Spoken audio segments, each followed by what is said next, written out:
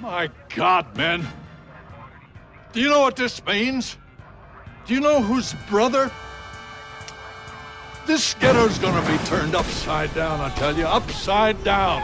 The streets are gonna run crimson with the blood of the men responsible for his brother's death. Man, I'm speaking of as a veritable one-man army. And if you get on his bad side, brother, you're done for. Now, it's only a matter of time before he finds out, and when he does, no matter where he is, get ready, gentlemen, because hell's a-coming, coming.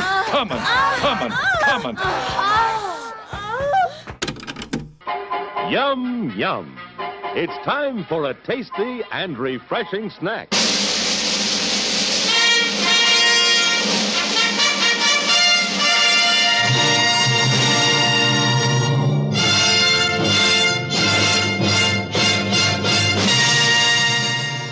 You know who I can do without? I can do without the people in the video store. Which ones? All of them. They never rent quality flicks. They always pick the most intellectually devoid movie on the racks. And now, on with the show. Welcome back, everybody, to another episode of Loose Cannon. I'm your host, Alex, the producer. Birdman is still on hiatus, and he'll be back with us to record, probably in the new year, a whole bunch of episodes that I'm personally looking forward to. But, of course, ever present with us on this is our friend Aaron Pollyea. Yep, I'm Aaron. How's it going? It's a going. It's it's one of those days, man. It's so gray and gloomy out. It was worth watching a bunch of blaxploitation films. Worth it. Okay. All right. It's weird. These are some of these films are not ones that I would necessarily go out of my way to see, except I think it was the trailers that hooked me first. Oh, okay. Because here, I'll give a little background, because anybody that's downloaded this episode will know the title and I'll have the episode or the movies in it.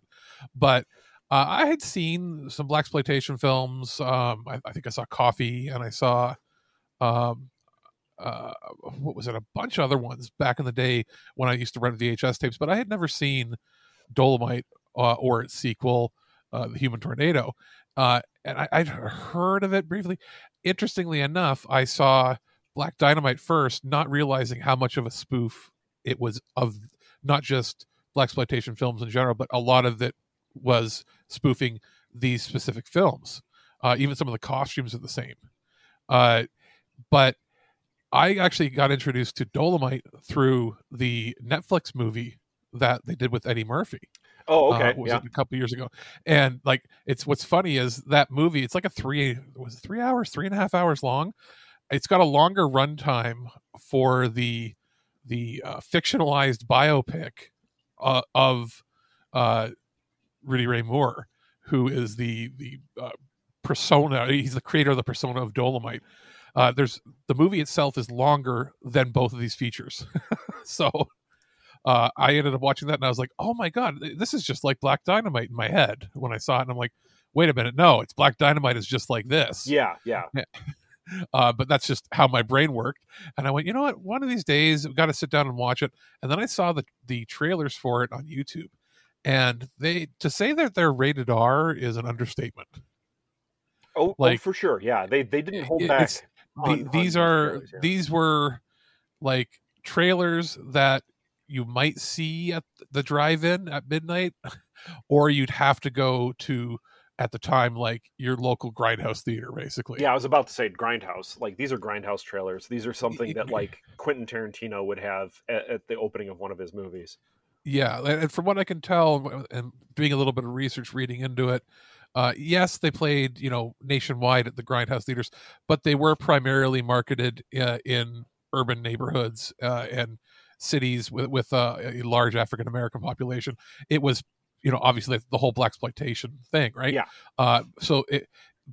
What's interesting is that these were ones that actually did have a little bit wider reach, and a lot of the blaxploitation films of that era that did have wider reach usually had like a retired football player or somebody in it. That was sort of the hook to get the mainstream public involved. But in this case, nope. There's no way he's an athlete. Yeah, no, he's not. But honestly, he has a lot of charisma. Rudy Ray Moore as Dolomite, absolutely. Yeah. So, did you make your copious notes for this? I did not, but I have them in my head. Okay. I've actually seen Dolomite before. Oh, I've seen Dolomite okay. before, and I've seen I'm Gonna Get You, Sucker, which we'll talk about later. I've seen that before, and it was because I had a teenage foster kid who loved these films and wanted to expose me to them, and I'm like, this is incredibly filthy.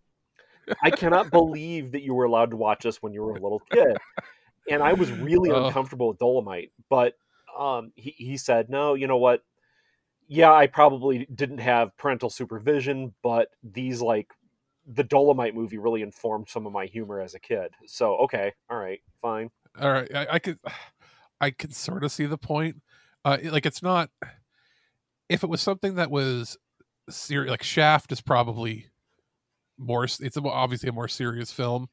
I guess you could maybe get away with this being in comedy, but there's a fair amount of, there's stuff in here that, it is a comedy.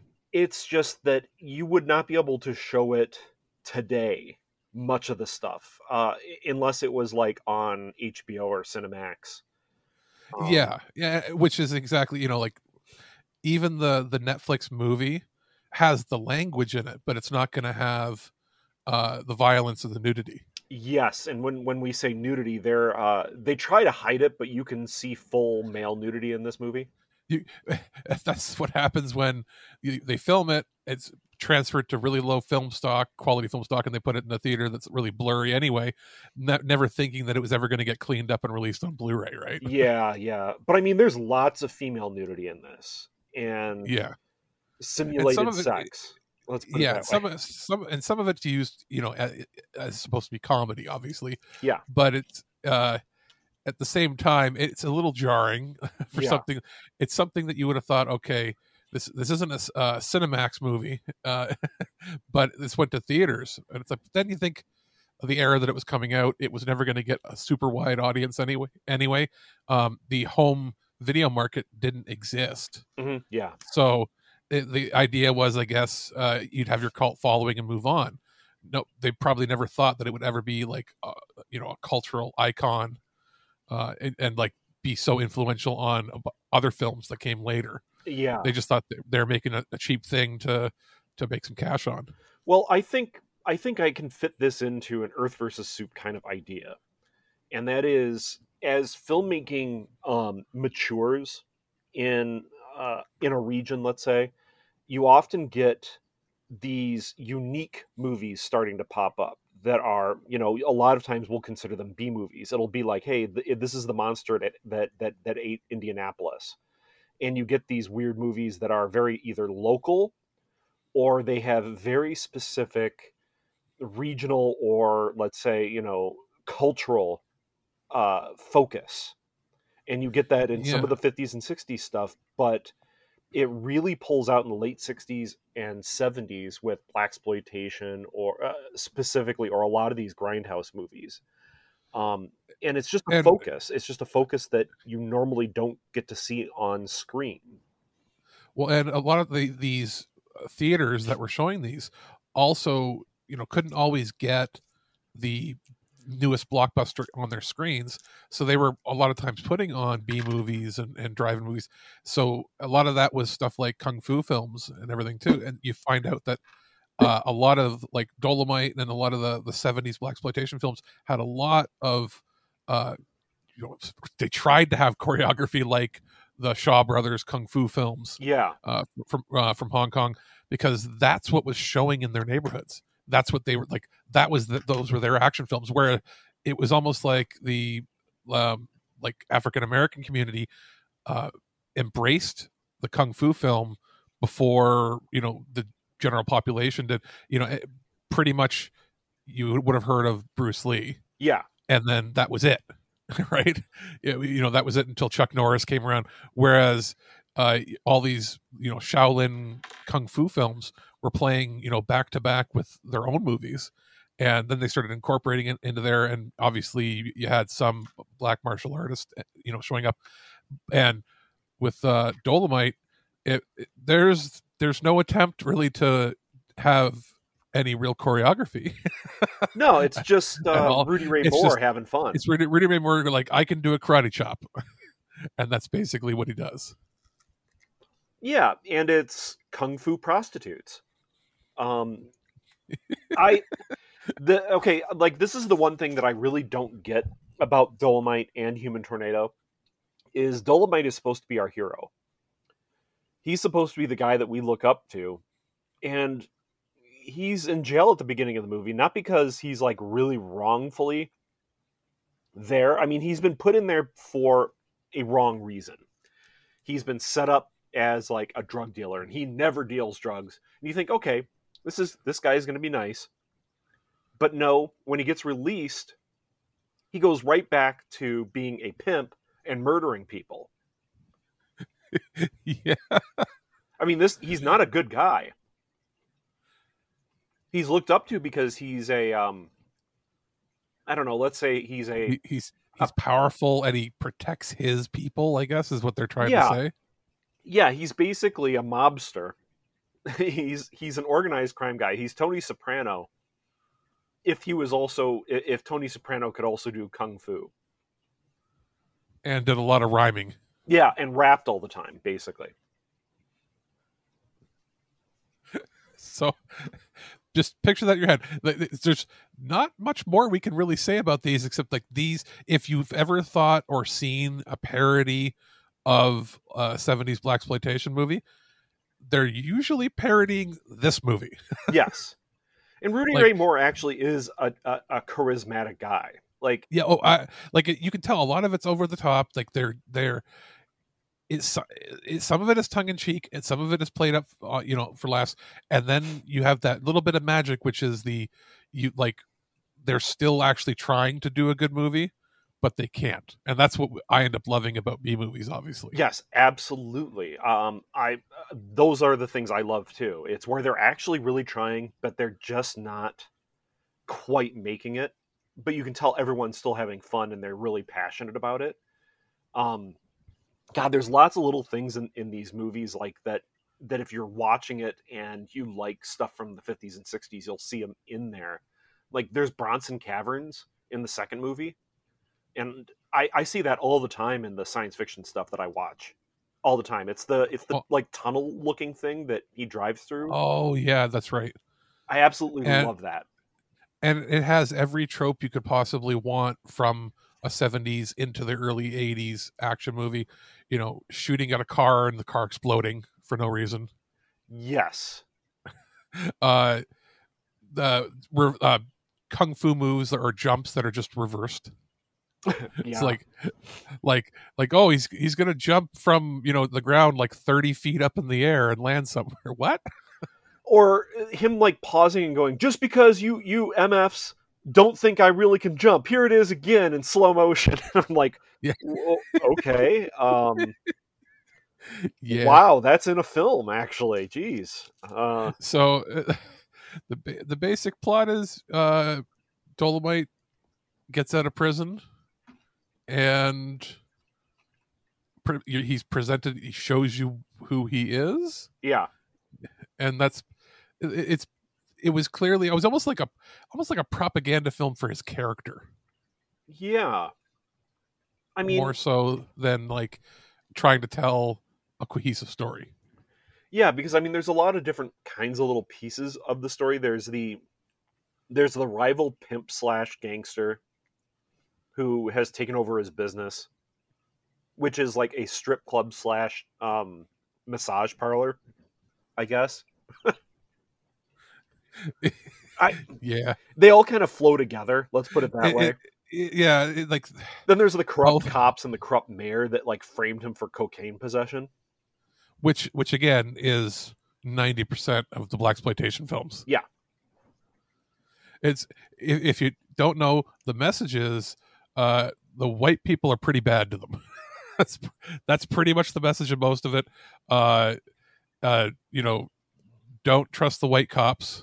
And respect your local pimp kung fu master. Yes, respect your local pimp kung fu master, and make sure you treat the girls right. Yeah, with some tender loving. Yeah.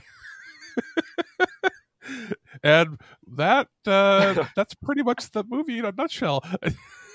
That's why we're bundling up these with some other films that we can actually talk a little longer on, because they're definitely movies. They're some of the most movies I've ever seen. Yeah, they're movies. They're movies.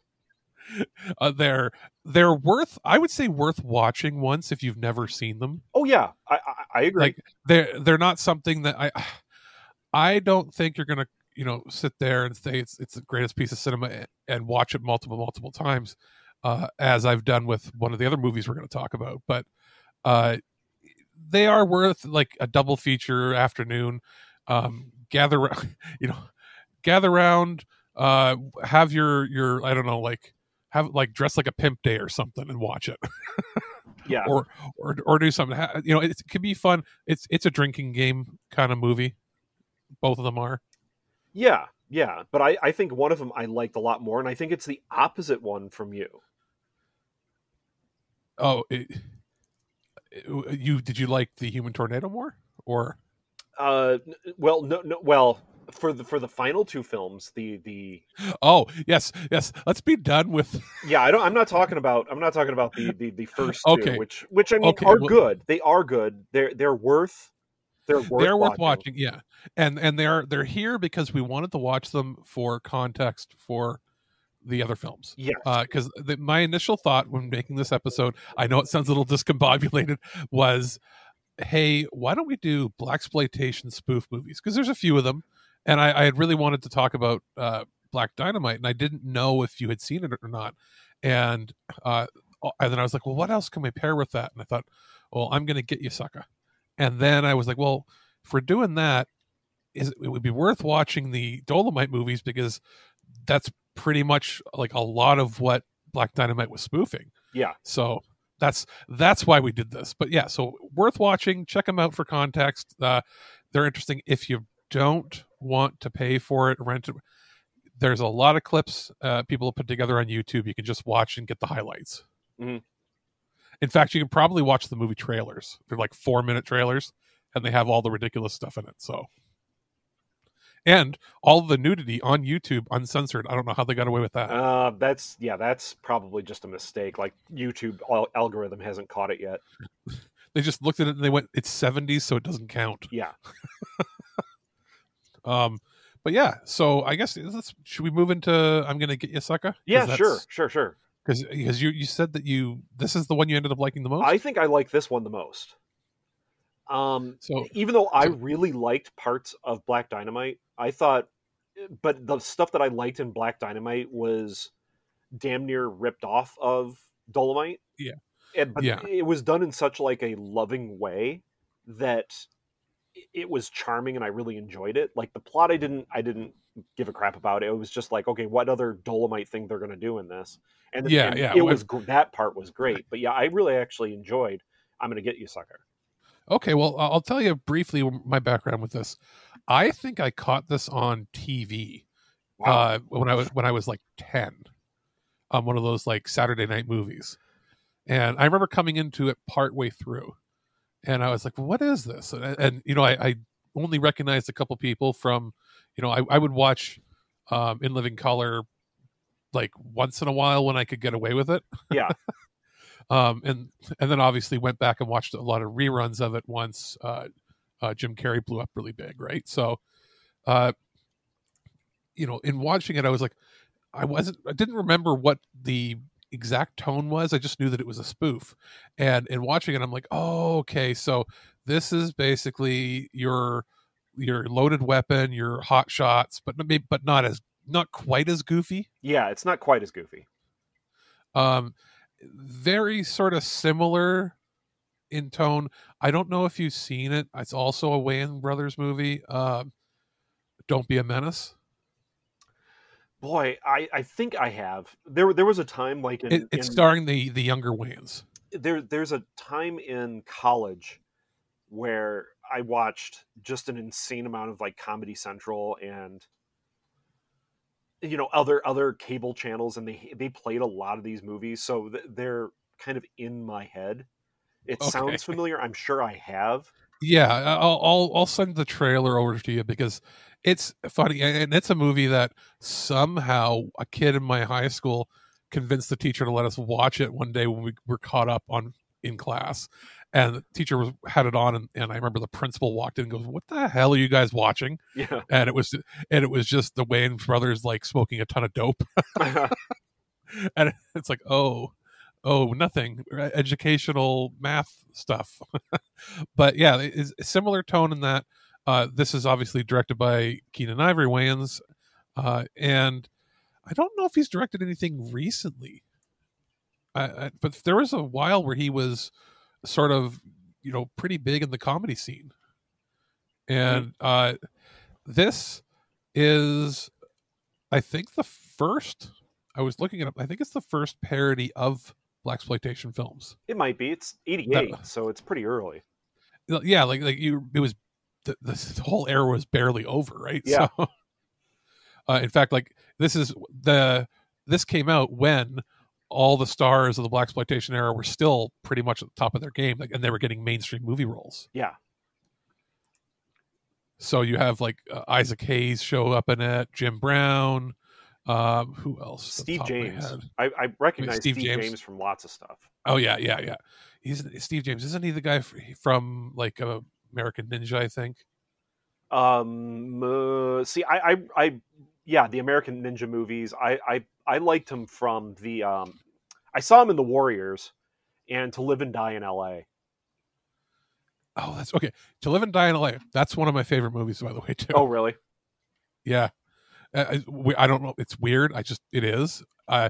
It's the only movie I've ever seen where there are no good people. It's one of the first times I ever saw a movie where there's no good protagonist, there's no good people in it. No. And that just fascinated me. I'm like, how did they make a movie where there's no good people? Yeah. Oh no. But yes, Antonio Vargas. I know that I've seen him in a lot of stuff too. He was like the big pimp in this movie, Fly Guy. Oh yeah, Fly Guy to me had some of the best stuff in it. Oh, the dude from the Mod Squad, I can't remember his name, was in this too. Clarence Williams. Okay. Did you ever watch the Mod Squad? The dude with the big afro. No. That's one I can't say I have. Okay, my parents used to watch it all the time, so that's how I recognized him.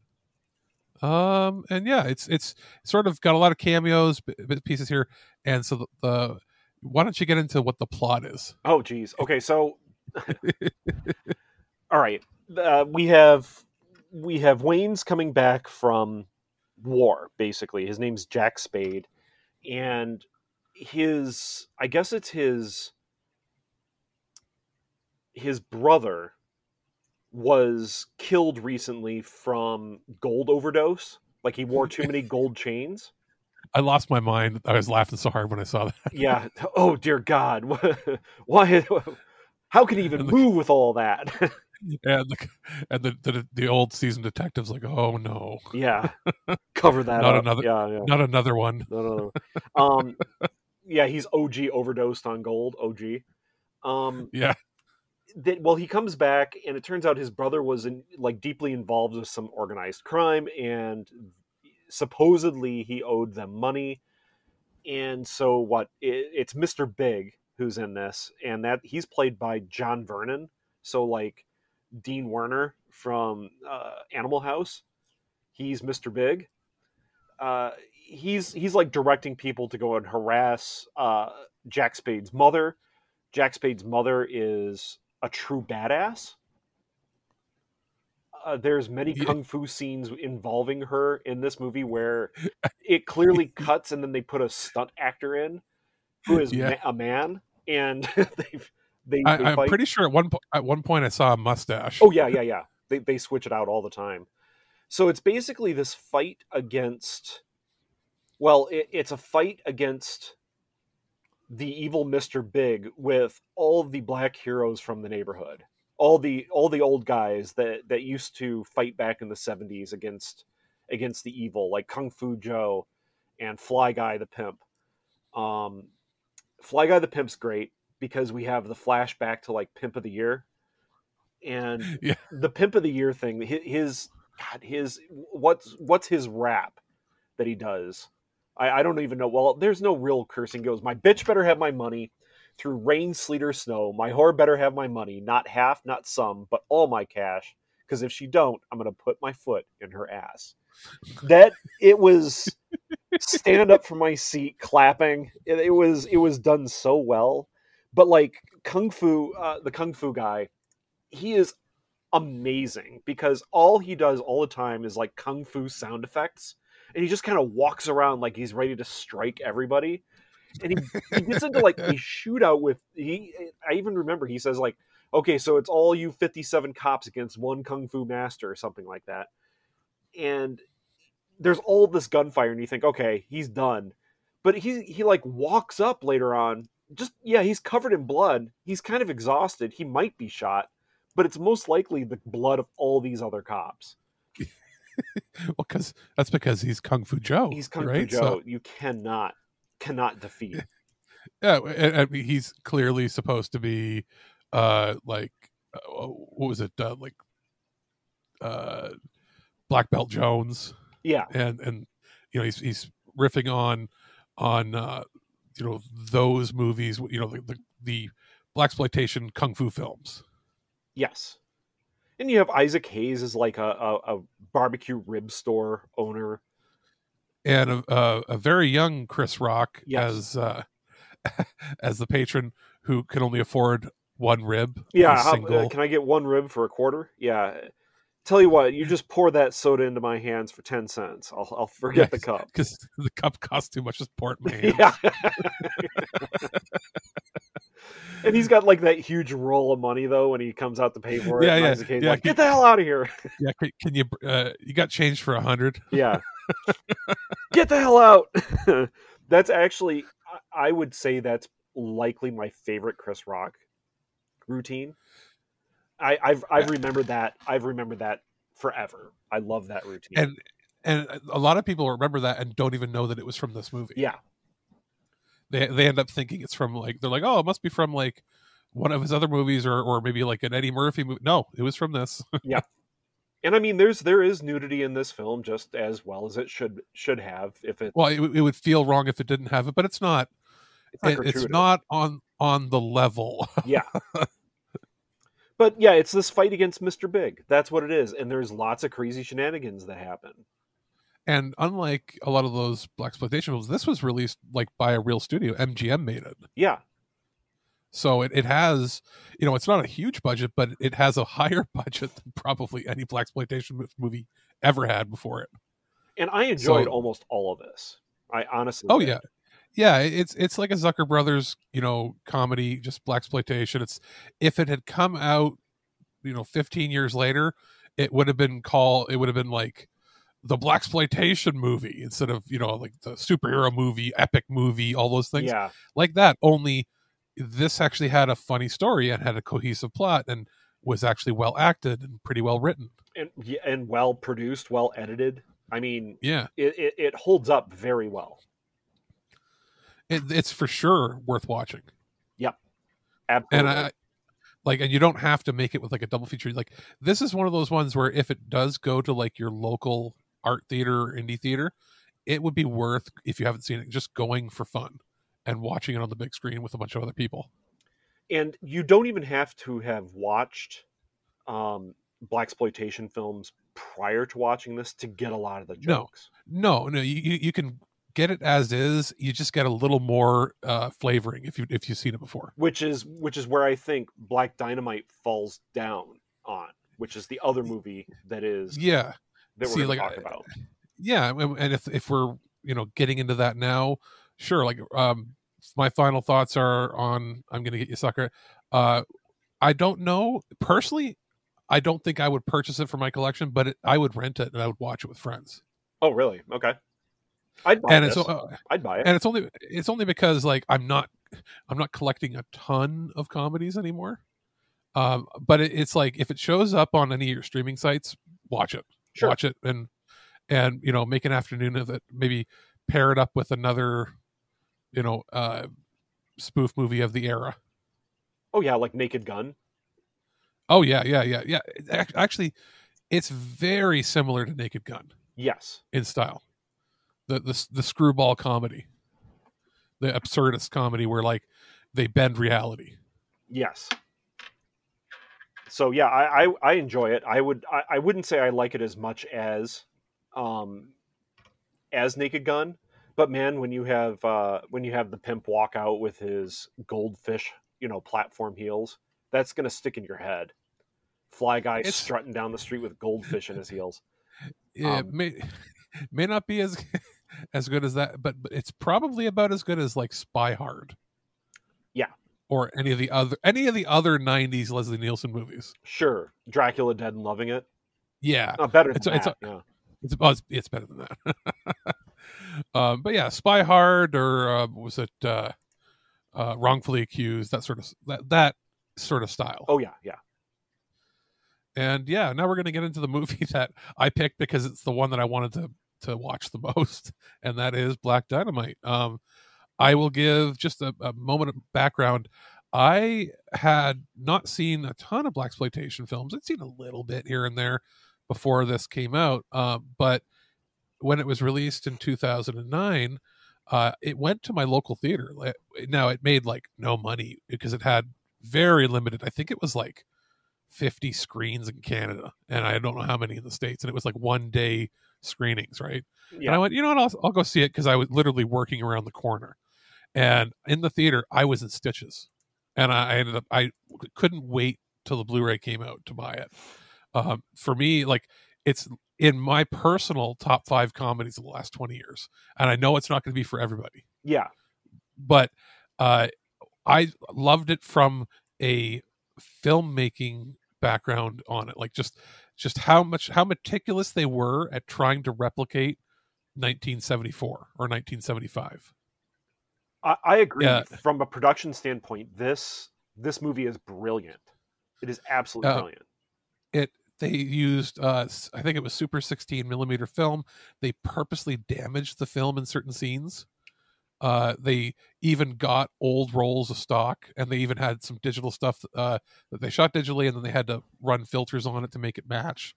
And we'll get into the plot line in a moment, but it's very important to go over the technical details of it, because they did everything, like I said, that they could to make it feel like it was recorded in the 1970s on a shoestring budget, to the point where the boom mics will come into shot. Yeah. And not just come into shot, and the lead actor will look up and see it, look up at the director and give him a look like, are we cutting? And then realize that they're not, because they can't afford to cut, and just have to roll with it. And yet that's all scripted into this movie. So this is a very meta film where it's very self-aware of what it's doing, because every moment of that was scripted in. Yet it didn't come across as very hokey or forced, in my opinion. No, I agree. And I like the points where it looks like they screw up, but it's obviously they're doing it on purpose. Where there's a shot where Black Dynamite, he's in a fight scene, and he like backhands a guy, and it actually connects, and like the scene just stops, and he goes, "Dude, what the?" And it cuts. Yeah, he leaves. That's when Bullhorn is basically Rudy Ray Moore. Yeah, it cuts away, and then it's a different actor. It's God, I can't even remember the guy's name. Why can't I bring him out of my? God, I'm having to look him up, because he's actually kind of a deal now. I don't know why I can't. Well, while unbelievable, I don't know why I can't actually bring. I know, because there's so many actors. I'm looking up the list here as well. Was it Michael T. Williamson playing that? No, it wasn't. No, he was playing one of the bad guys. But it was basically what happens in that scene is Bullhorn does his rhyming fight rap, and then he's supposed to go slap the guy, but he actually connects, and the guy stops and just goes, "Hey, motherfucker!" And it cuts. Yeah, and it cuts to a different actor in the same suit who doesn't even look the same, getting beat up. Yeah, and then just move on. I'm just going to move on because I can't think of the name. Okay, there's also a part where Black Dynamite, jumps and jump kicks. He wasn't supposed to hit the lighting fixture, but he did anyway, and it blows up. Yeah, that they kept it in. Other thing, so they left accidents in too that were happy accidents, and then they scripted some stuff like he's using his nunchucks and then throws them or knocks out of his hand, and they didn't add the sound effect, but somebody tosses them back to him and he just continues to fight with them. Yeah. From off screen, I saw that. But there's like lots of little shots in this that are just taken straight from Dolomite, like the over the shoulder point of view sex stuff. Oh yeah. I was like, if I didn't watch Dolomite before, that would feel really weird in this movie. But because I've seen Dolomite now and I watched this afterwards, that made complete sense. Yeah, like when I saw it, like I only got maybe 50% of the jokes the first time I saw it in theaters. I just loved the whole atmosphere and the feel of it. Going back and then seeing Dolomite and then watching this and going, oh, it's like some of the actresses have the same costumes. Yeah. Like, and we're talking like they made them look the same, straight up with the color scheme and everything too. What I just love the little things in it too, like where an actor will be reading his line or an extra who is not a professional actor, and he reads the stage directions. Yeah. Well, they'll be like, "Who's in charge here?" He'll be like, sarcastically, "I'm in charge."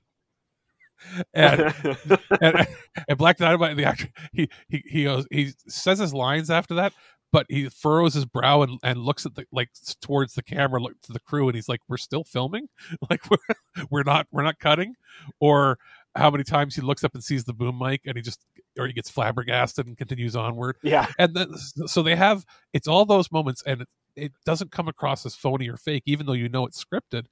What's interesting to me too is they also mix in extra jokes to really amplify it to almost the absurdist levels of like the Wayans movie. Did you notice that the restaurant, or I guess the food place he takes the love interest to? No, I guess I didn't. No. Okay, so was it the chicken and waffle place? Was it Roscoe's Chicken and Waffles or whatever, Chicken and Waffles in other movies? Well, that didn't exist in the 70s, so I believe it's chili and waffles, right? Yeah. Chili and donuts. Oh, chili and donuts. That's right, because donuts don't wear alligator clips or something like that. Yeah. Yeah. No.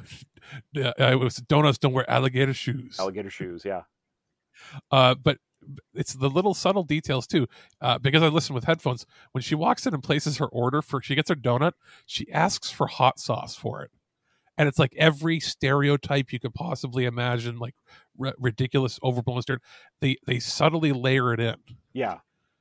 And it's like, because in my head, I'm like, what? And then you see what they're serving, and it's supposed to be like the Roscoe's place, or the rhymes that Bullhorn does. Oh yeah. I was laughing so hard. And some of the stuff early on with him, like I don't think he says anything except for like 2 lines, not in character, like not in rhyme. And did you like the meeting of the pimps? Oh yes. Did you catch who all the pimps were? No, I didn't. I was like trying to analyze the scenes more. Like, that's where I came into the movie was, instead of laughing as much as you did, I was more impressed with how they made the movie so much like Dolomite and still be its own movie. I was more just engaged that way. 30 some odd years later. Yeah. And I think the lead pimp or the MC, the main pimp, was Arsenio Hall. Oh yeah. Tasty Freeze. Yeah. Yes. Yeah. Everybody, like, if you're on the internet and you've seen memes pop up here and there and you haven't heard of this movie, or you think you haven't, you probably have, because you probably heard of Chocolate Giddy Up. but Black Dynamite, I sell drugs to the community. Yeah, where he's every pimp happens to have some sort of gimmick. His is that he's a cowboy. Yeah, somehow he's a cowboy pimp.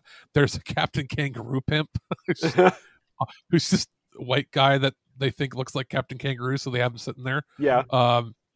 Then I'm trying to think who else was it. There were Bokeem Woodbine plays was it Backhand Jack? Who else? There was a few other people in it, and just when they're going around and having it's like 3 minutes of pure gold of just them, really hamming it up as 1970s pimps. And the entire conversation is just about how there aren't enough people paying for sex anymore, so they're going to have to sell drugs, otherwise they can't make their payments. Yeah. The one guy arguing, he's like, that he can't even afford to fix his hair. So I mean, it's pure, like, unadulterated cheese, but at the same time, nobody's breaking character. They're always taking everything so serious in it. And I guess the basic plot, it doesn't really matter too much. It's just an amalgamation of a lot of these motifs of the 70s films. But it's Black Dynamite is an ex-CIA agent. He is also, I guess, a part-time pimp. They don't actually say that, but he has women set up at his place too. I'm pretty sure he's a pimp too, but that's like a cover. But he's rescuing women and then training them in kung fu. Yes, all of his women are all the women that are in his employ are still trained in kung fu, even when he's not there. Because and it's like, it doesn't seem like he's employed them as in like they're his girls. It's almost like he's training them so that they can be their own pimp. Maybe. And I do know that he seemingly has fathered many children. Yeah. My mama said my dad is named Black Dynamite. My mama said that too. Hush up now, little girls. A lot of cats got that name. He has seemingly fathered lots of children. Yeah. Lots and lots. Did you like how he's introduced? Yeah. The detective is looking. It's like, oh, do you know whose brother this is? Oh, God. And he says, I can't even say because it's too graphic. But basically, it intercuts with Black Dynamite thrusting, having sex, and the detective saying "coming" over and over and over. Yeah, again. Yeah. as Black Dynamite thrusts towards you in the camera. Yeah, it gets. I mean, there is some graphic stuff. There is nudity. Him going after the very busty nurse. Okay. You sent her in here looking like this, and you expect me not? Yeah. That's not an exact quote. Let's put it that way. The bumbling white doctor goes, "Oh," and shrugs and goes, "I guess you're right." Yeah. Black, and the way he does it, it's like he's talking to a little kid. Black Dynamite. And he's scolding him. Yeah. You shouldn't be treating my nurses like that. Yeah. But I still like the introduction we get is that to him, and then him waking up in the morning, getting the call that he's got to go out, and he's been in bed with what appears to be 3 women. Yeah, and they say, oh, Black Dynamite, that's the best loving I've ever had. Me too, and then me 3, and shh. You're gonna wake the rest of the bitches. Yeah, quiet down. Yeah. It's this California king bed, and it's just full of women. Yeah, and there's only three of them are awake. Yeah. And again, it's really like if you're somebody who's easily offended by that, know that this is tongue in cheek, trying to spoof of what was there in the 70s. Like these are the kinds of movies that were being made, right? Yeah. And it's just interesting to me how much better. The caliber of actors in this are so good that they can play bad actors. Yes. I mad respect. Exactly. So basic plot, he's trying to uncover who killed his brother and what he was on. Finds out that his brother was actually an informant. He was working with the government to find out, where these drugs on the streets were coming from. And it's the new drug. They don't say what drug it is. It's the new drug, though. Yeah. And it ends up leading him to join with the Black Panthers, as well as his old street crew of pimps and good old boys to find out, where this leads. And it leads to evil Chinese kung fu masters that are bringing the drugs in initially, is what they believe. Fiendish Dr. Wu. The movie has my favorite quote and favorite line out of any comedy movie ever. Your kung fu treachery. Yeah. Yes. That did have me laughing. I should have known it was you. It was you, Fiendish Dr. Wu. Was it your knowledge of transmogrifications or whatever it is? It's very long words that aren't really real. Is only outdone by your zest for kung fu treachery. Yeah. And Fiendish Dr. You done fucked up now. And then they have a full-on Shaw Brothers fight where they even nod at each other when it's time to start the choreography. Yeah. It's the little things that I was like, rather than like the overall comedy, it was just those little touches of them nodding to each other and then starting. Yeah. Like I said, them pulling off the shoddy production in a very polished way. And the plot twists from there, where it turns out that the government or the man is trying to pass a drug off in cheap malt liquor to black people that is going to shrink their penises. Yeah, Anaconda malt liquor. Yeah, it gives you woo. Yeah. And that they connect to being Little Richard, which means that little penis. Yeah, and then Richard Nixon gets involved. Well, Richard Nixon is the only person that almost beats him. Yeah. He actually stands a chance because he has his presidential nunchucks and they have a kung fu fight. Yeah. It's a strange movie. And he backhands the first lady 30 feet across the room. Who then seemingly leaves Nixon to become one of his bitches. That's right. And end of movie, every one of his friends dies. Everybody dies but him. And I don't know if the leader of the Black Panthers guy died on camera or not, but pretty much everybody else dies. They tried to set it up to have maybe a sequel. There could have been. There could have been. Well, there's a spiritual sequel coming. So it was supposed to come out 2 years ago, but pandemic, right? Sure.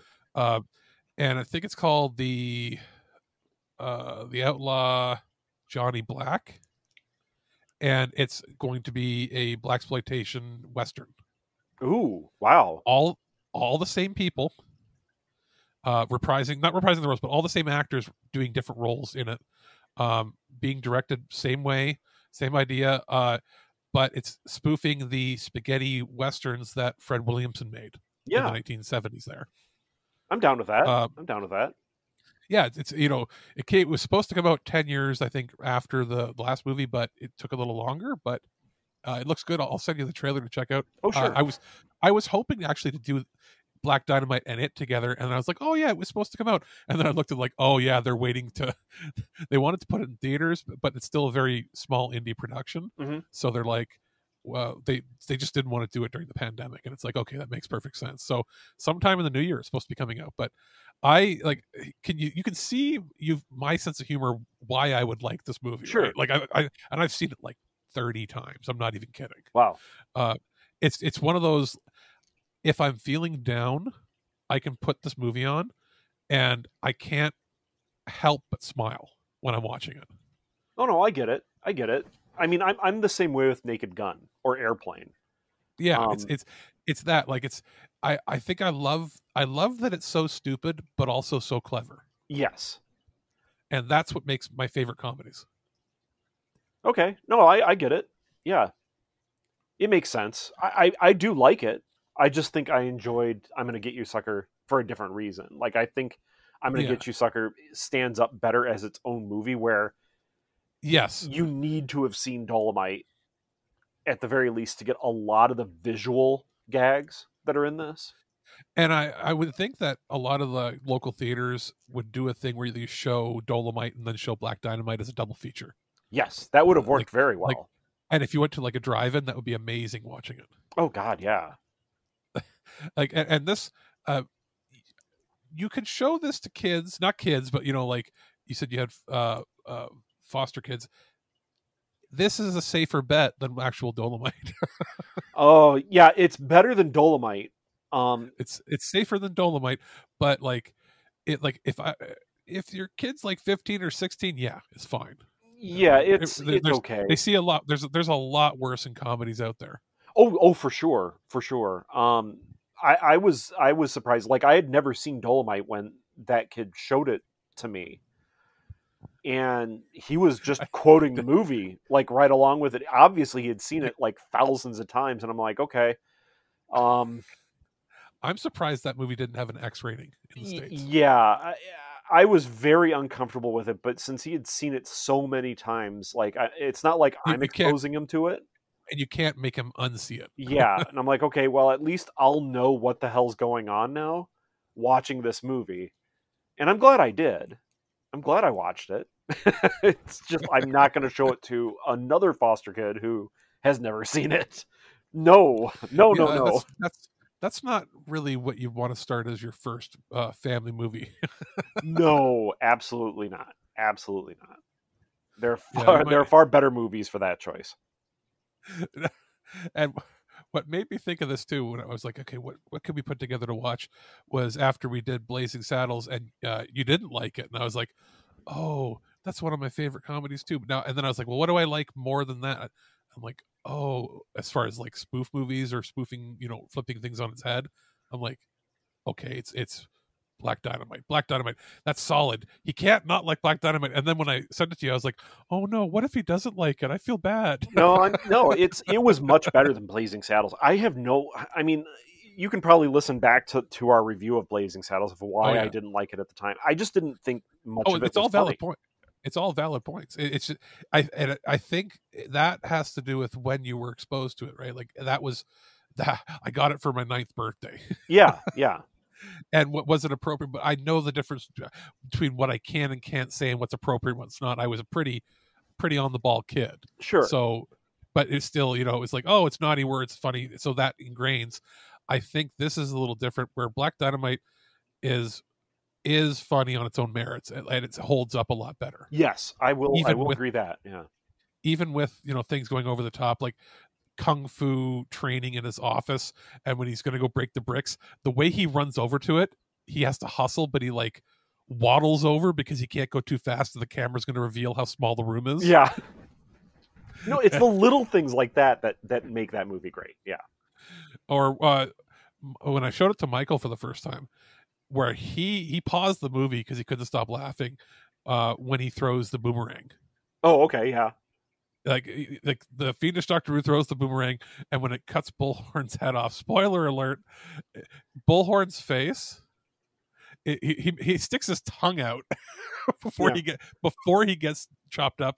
He laughed at that, and what made him laugh even harder is when it's time for the kung fu fight to start. He's all sad, holding his friend's head, almost crying, giving his big speech.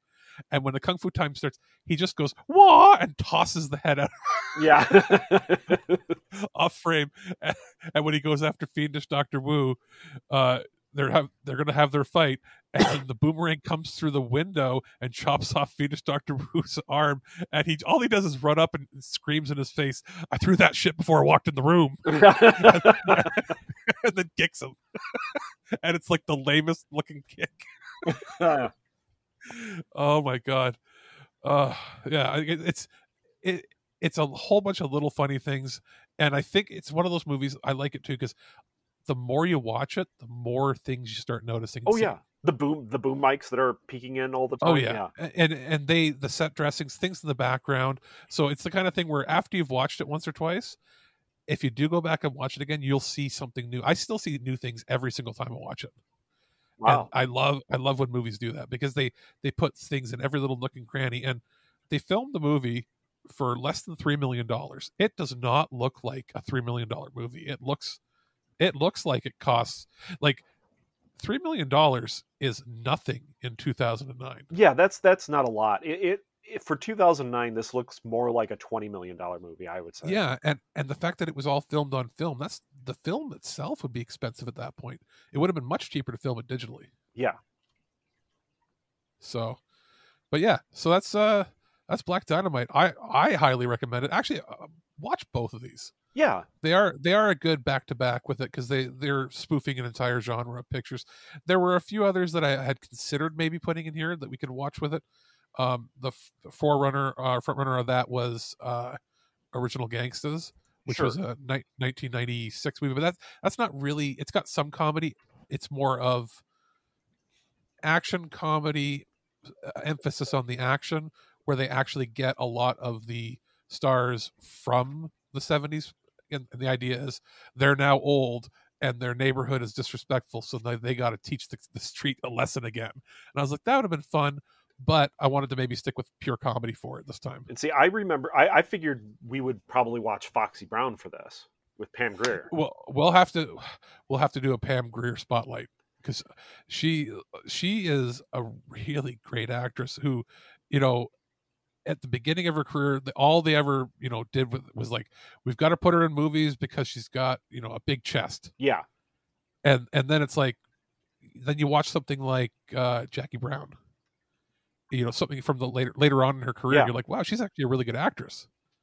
No, even the early stuff where they're honestly just kind of putting her up there for exploitation purposes. She's honestly very good.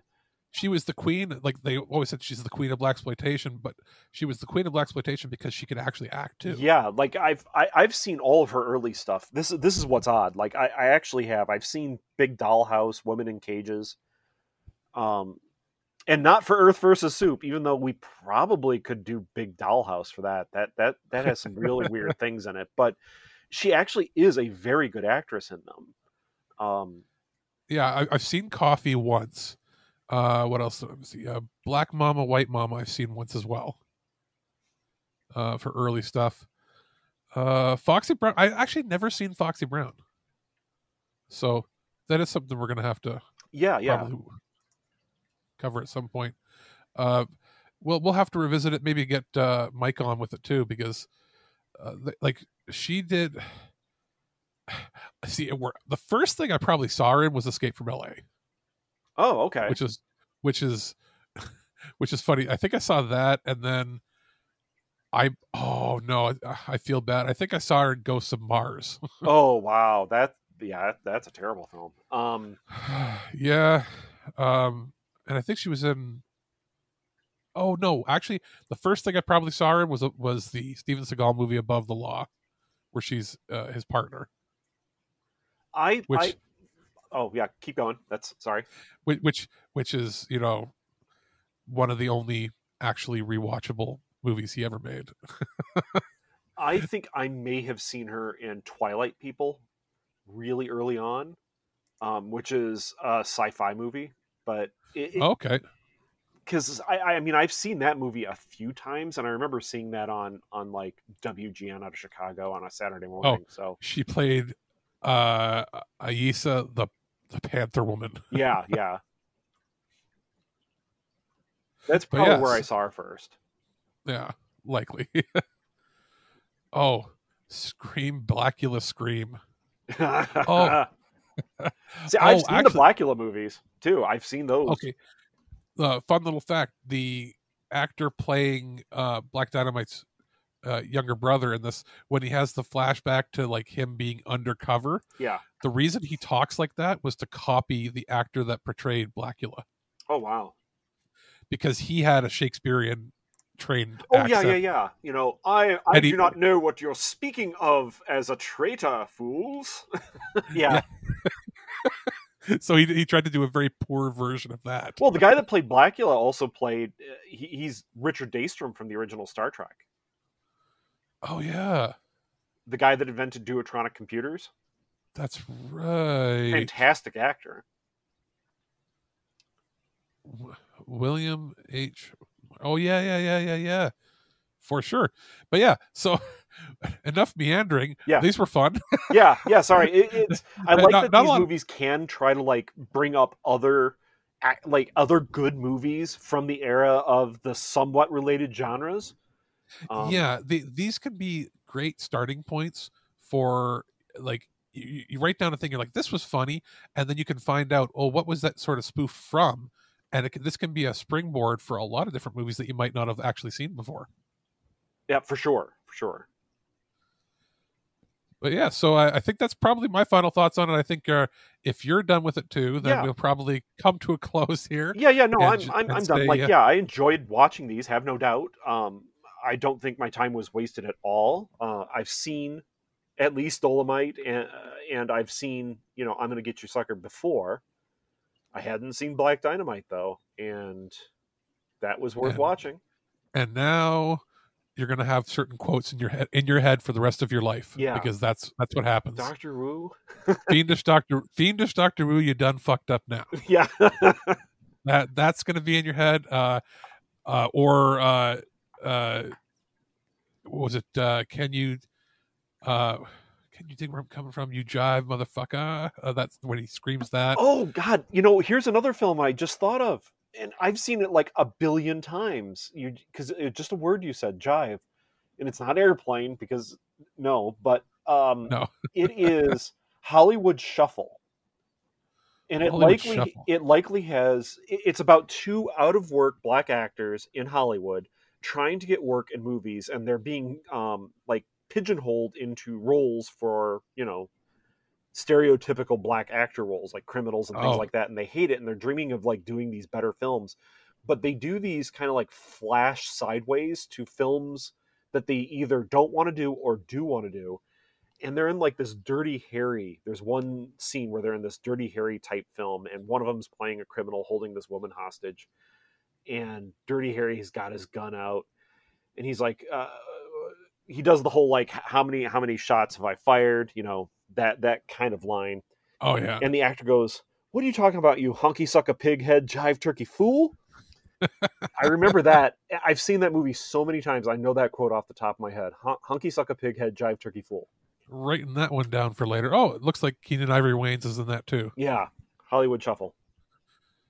He's Bobby's coworker at Winky Dinky Dog. Yeah. Okay. Well, that's going to do it, I think, for this. It was as discombobulated as a plot of an actual blaxploitation film. Some good stuff, some okay stuff, all interesting stuff. Sure. I think that's it. So for This Week in Geeks Loose Cannon, we have been... I'm Aaron Pollyea. And Alex, the producer. We'll be back, I guess, next week or a week after that. Not quite sure because these are coming out during our holiday hiatus. But we've got a lot of cool stuff planned in the new year. I've got like 14 different episodes, that we can just reach in and do whenever we want. And then the idea is, I think Mike's going to submit some ideas as well. If you want to write down any, I think we did settle on at least either the next episode or the one after that. We're going to do, was it TNT Jones? TNT Jones, yeah, because I have a whole bunch of box sets with those old kind of grindhouse movies, yeah. TNT Jones and Too Hot to Handle. Oh, yeah. I looked at that and I'm like, okay, these two, I think that's what I'm going to watch in the next week or so, and we'll make sure that we discuss that, because I've heard of both of them. Okay. But I've never seen them. Okay. So I've never even seen a movie trailer for them. I'm going in completely blind. Wow. All right. No, you should enjoy them at the very least, because they're just so strange. All right. Well, I'm looking forward to that, and that's going to do it. So stick around. We'll be back in probably a week's time, everybody. Bye-bye. Are either one of these any good? Sir? What? Are either one of these any good? I don't watch movies. Quick, change the channel! You're wasting your life making shit! Nobody cares! These movies are terrible! You're still here? It's over. Go home. Go. At no point in your rambling, incoherent response were you even close to anything that could be considered a rational thought. Thanks for listening to this episode of This Week in Geek. Hungry for more? Check out our website at thisweekingeek.net. You can subscribe to the podcast, browse our Twitter and Instagram, and leave your thoughts on today's topics. If you'd like to give us some feedback, send us an email at feedback@thisweekingeek.net. Tune in next time, and remember, lower your shields and surrender your listenership. We would be honored if you would join us. Thank you for your cooperation. Good night.